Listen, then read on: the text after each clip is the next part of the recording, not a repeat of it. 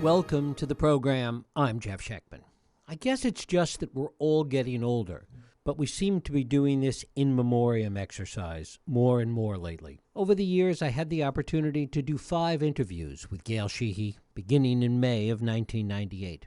Our last conversation was in the fall of 2014 upon the publication of her memoir, Daring. In recognition of her life and contributions, here is that final conversation from October 2014. Welcome back. Kierkegaard said that life can only be understood backwards, but it must be lived forward. Such is the powerful value of memoir and reflection. Sometimes, though, that reflection takes in more than just the individual life. It becomes a way to reflect on a time, a place, and a movement. Gail Sheehy's life encompasses all of that. The mainstreaming of hippie culture, feminism, new journalism, publishing all exist side by side with the touchstones of love, loss, and family. Her story is, in short, the story of the past 50 years, a grain of sand that captures the history of a time. Gail Sheehy is a renowned author, journalist, and lecturer. She's changed the way millions of women and men around the world look at the stages of their lives. She's interviewed thousands of women and men, written 17 books, and her book, Passages, has been named as one of the 10 most influential books of our time. It is my pleasure to welcome Gail Sheehy back to this program to talk about her newest work, Daring, My Passages. Gail Sheehy, thanks so much for joining us. Well, hello, Jeff, again. It's lovely to be here. Great to have you here. As you were working on this project and looking back, particularly at the period in the 70s and even into the 80s, was there a danger, a tendency to romanticize that period in some way? Because our fascination with the 70s is really about the fact that it was a time of such aspiration and such possibility, even though it was difficult in so many ways. Well, everything was changing, Jeff. That was what was so thrilling about it. And sure, you felt like you were suspended in midair half the time. There was the fear that, if you were in the middle, you were going to get shot because there were extremists on both ends. Men and women didn't know where they were in relation to one another. The women's movement was exploding. I call it an earthquake of gender. I didn't know whether to let a man open a door for me or to kick him in the you-know-what or to pretend I wasn't a feminist so he wouldn't be scared of me. I mean, there was a civil rights movement, and that was thrilling. Suddenly people of color were, I remember seeing Bill Cosby the first time at the Village Vanguard and saying, oh, my God, this is a star. And then the next thing you know, he's on television. So it was a period of incredible change, excitement, aspiration, a huge generation, very self-obsessed, of course, and political change, assassinations. We had Martin Luther King and Bobby Kennedy assassinated within 2 months, and only 5 years after JFK had been assassinated. I mean, you couldn't have a more dramatic and traumatic, in often ways, period of history than the 60s and 70s. Well, I say that, but of course, I wasn't alive during the Second World War. I was alive, but I wasn't involved. So that, again, is a clue to our narcissism that it's not the most dramatic period in history, but it certainly was in the last half of the 20th century. And as you thought about it, as you were working on this memoir, to what extent do you think that you and others were aware of these dramatic changes that were taking place, even as we all existed in the crucible of that change? I think that's a wonderful question, Jeff, because it was writing this memoir that made me realize how radical and how rapid were the social changes on so many fronts. And I didn't realize how I coped until I was almost finished with the memoir. And the way I coped was to be daring, to just take another leap, try something new, take another chance. It kind of went with the times. When the waves are rolling in and they're really big, you better ride those waves or you're going to go under. There is the sense, and maybe it comes back to this idea of romanticizing this time, But there is the sense that any of us that got through that period and operated in that time had to be daring. You had to be daring to survive, to move forward. I'm not sure that's as true today. Well, I hope that's one of the reasons I make talks about this book all over the place, and I encourage people, I encourage parents of people in their 20s to encourage their kids to be more daring, because I think in a period now that is frightening on a global level in terms of terrorism, pandemics, climate change, so on, and the economic near disaster that we came close to only 7 years ago. A lot of young people, I think, are just looking for, I got to go to law school. I got to get a safe job. I have to go in the financial industry. I've got $27,000 of college debt on my back. I've got to grab something secure. I got to get out of mom's basement. But actually, the 20s are the time when you have to be daring, or you're going to get locked in, and it's going to be harder and harder to get out once you are responsible for other people, once you have a family. In the 20s, if you fail, and you need to fail in your 20s, so you find out you don't die from it, you're not going to hurt anybody else. And that's really important, because that's how you learn. You really don't know what you don't know in your 20s. Right. And you find out by trying, taking risks, failing. I failed and, then succeeded and failed. I have a whole chapter called Failing Upward. How do you use failure to move yourself ahead? And that's one area where maybe it is different in a better way today. I mean, you talk about, even within this sense of daring, that you felt certain obligations in your 20s to get married, to have kids, that it was expected. Nowadays, not so much, and there is certainly more freedom in that regard today. Well, absolutely. People are getting married, or at least 5 years older than they did when I was in my 60s, in the 1960s when I was in my 20s. It seems like you have to have more education. You have to have more time to try out different career paths. And you can't really oblige yourself to even marriage, never mind having a child, until you know more about where you're going, and because you have all this college debt. So it seems like more people are getting married in their late 20s, or they're not getting married. 41% of women are having a child in their 20s without a partner, without a present partner. Maybe somebody who's just living in, but no commitment. That's not a good trend. I was a single mom starting at 28 when my marriage blew up and my husband was unfaithful, and I felt I couldn't live with it. And I'll tell you, I was a single mother for 15 years, and that was no picnic financially. It was a very exciting period professionally, and I had a tempestuous romance with Clay Felker, who was my mentor as the editor and founder of New York Magazine, and later husband.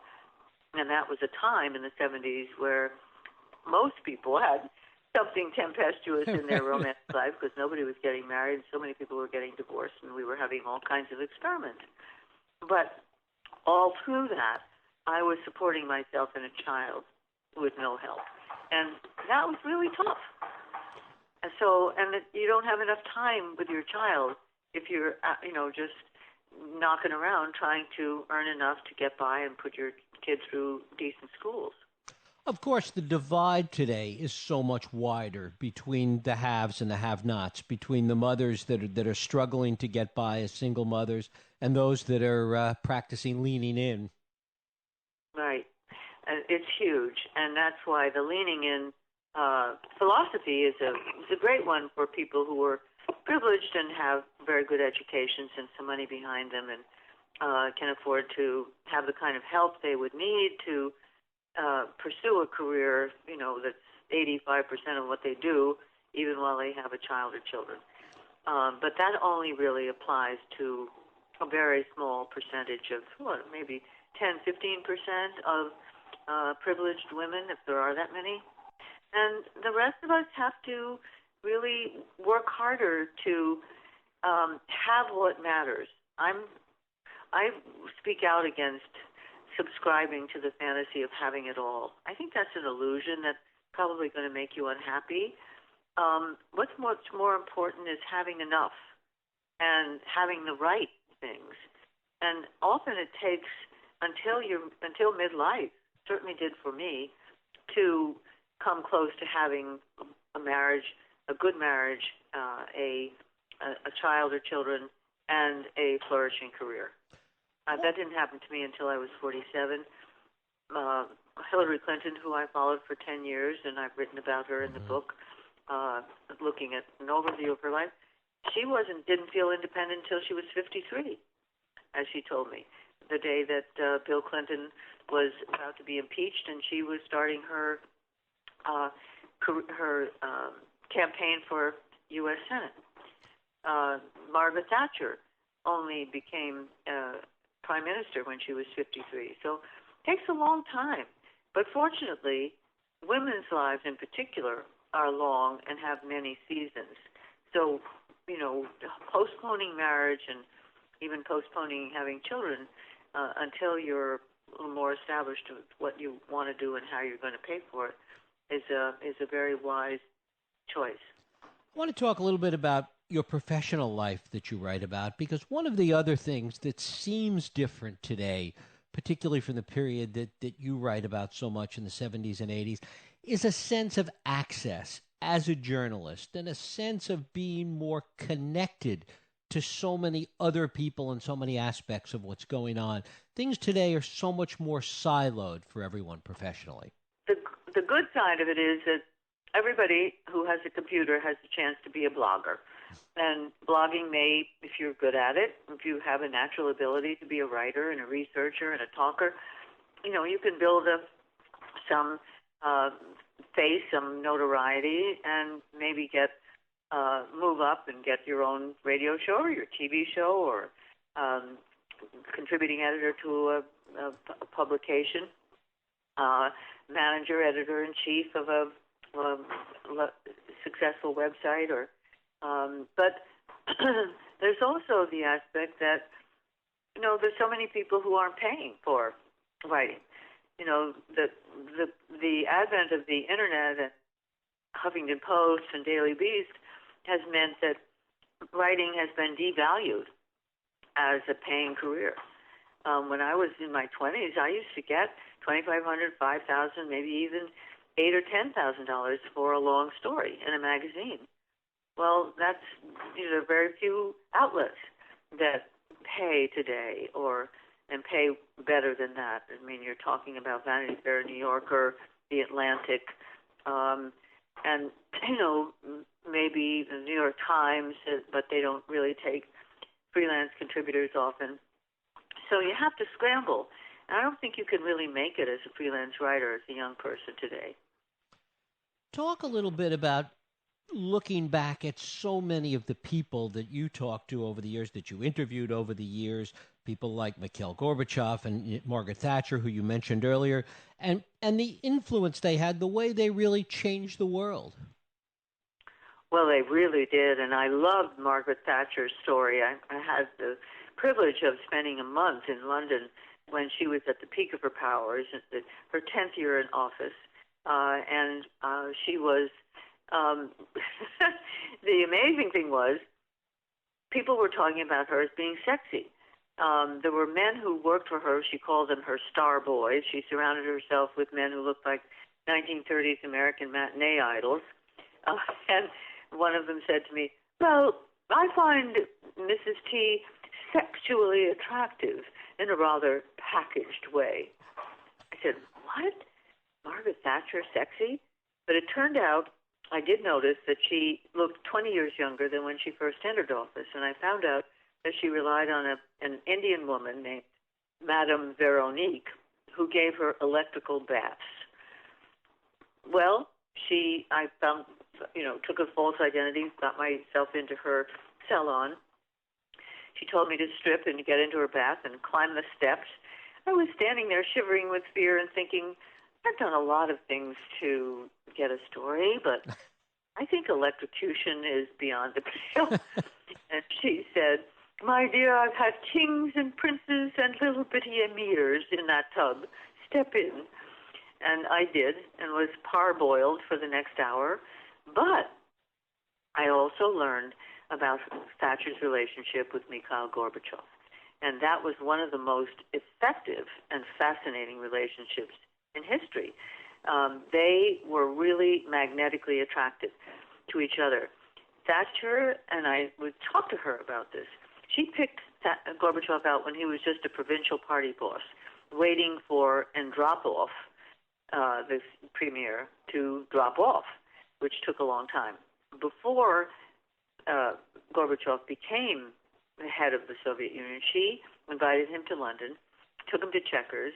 They didn't eat any of their food. They drank brandies all night, and she talked to him about capitalism. He asked her, why Europeans didn't take Russians seriously as Europeans. And she said, nonsense. You'll never be accepted by Europe until you lift the Iron Curtain.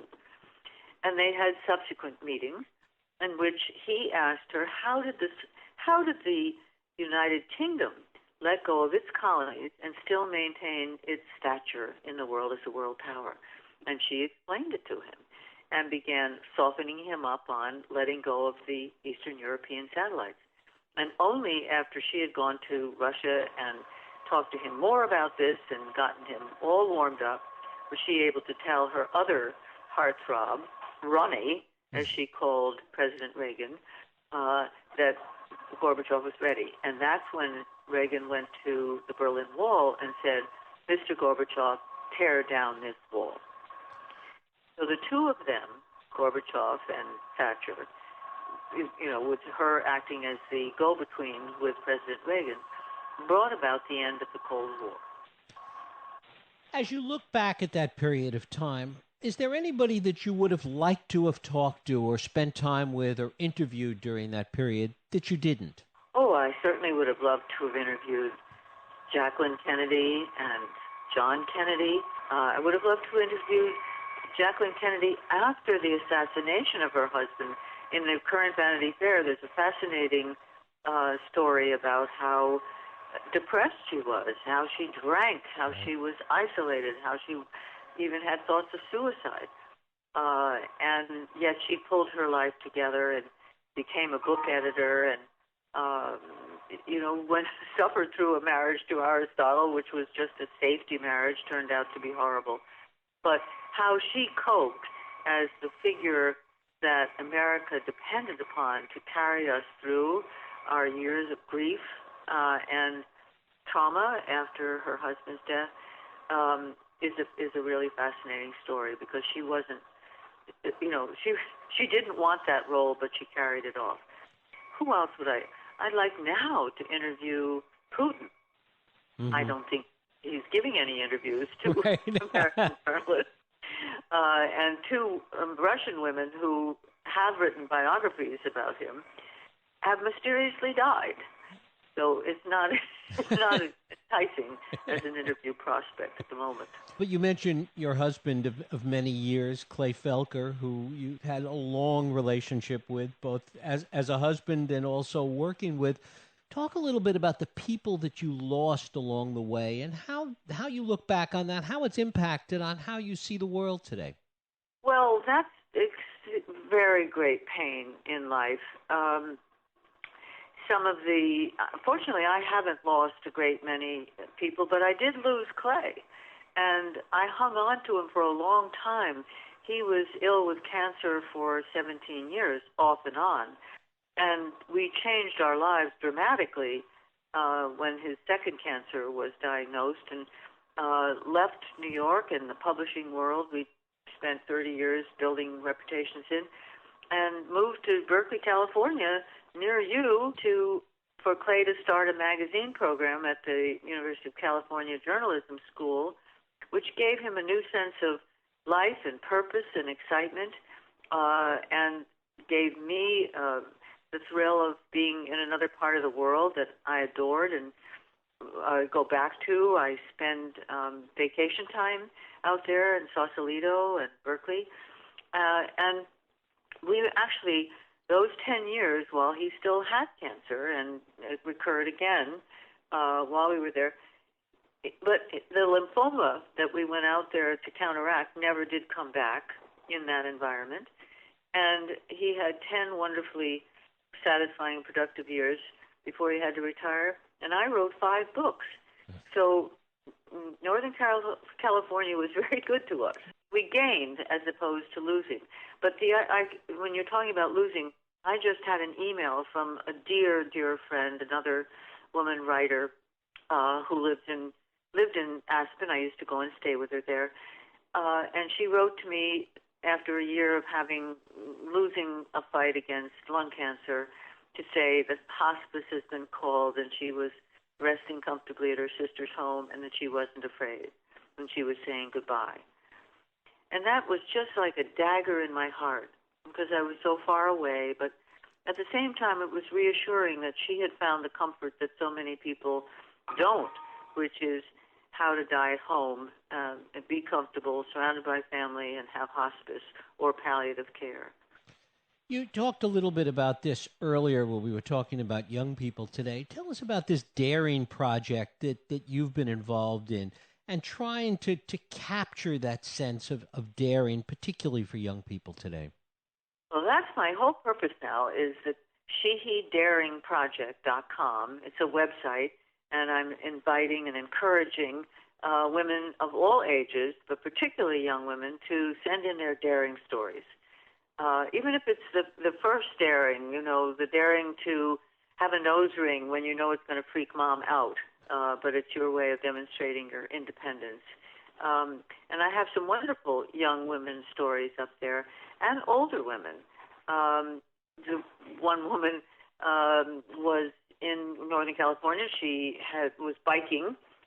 She was run over by a truck. She survived and was so thankful that she and her boyfriend bought a huge RV and decided they were going to live in it and drive across the country. Well, they broke up before the trip started. So she suddenly left with this 600-pound home on wheels with a cab higher than her legs to get into. But she decided she was going to dare to drive it across the country herself. And she hooked up with a guide to wineries and farms that like to receive visitors who were driving across the country and would put you to work. And she became an ambassador for a couple of wineries and loved it, made friends, turned other women on who were either divorced or widowed and looking for something exciting to do about getting their own RV and how to travel safely, and started a whole new life. So those kinds of stories are inspirational and exciting to people to read and act on. And therefore, I'm asking, cajoling, begging women to send in their daring stories to me on my website, Sheehy Daring Project, SheehyDaring Project, SheehyDaringProject.com. Gail Sheehy, her new memoir is Daring My Passages. Gail, I thank you so much for spending time with us today. Lots of fun being with you, Jeff. Thank you.